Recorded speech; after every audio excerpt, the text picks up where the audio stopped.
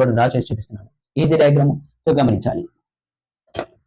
So table ఆకారం, table ని draw చేయాలి నీట్ గా. బున్సన్ బర్నర్ ని డ్రా చేస్తాం. బున్సన్ బర్నర్ తర్వాత ఫైరింగ్. సో ఇక్కడ test tube, boiling test tube ని స్లాంట్ గా పెట్టాలి. కొంతమంది స్ట్రైట్ గా పెట్టి డ్రా చేస్తారు, అది సరిగా ఉండదు, అది రాంగ్. గమనించండి.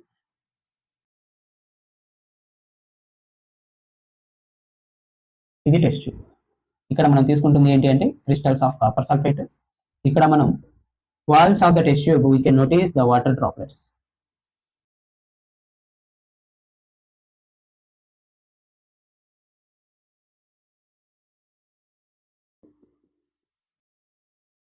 Crystals of copper sulfate, burner.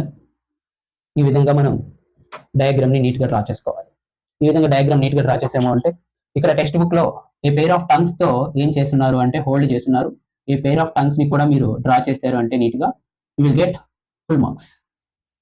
ఈ హ్యాండ్ డ్రా చేయకపోయినా కానీ you will get marks, but diagram hand ఉంటే బాగుంటుంది.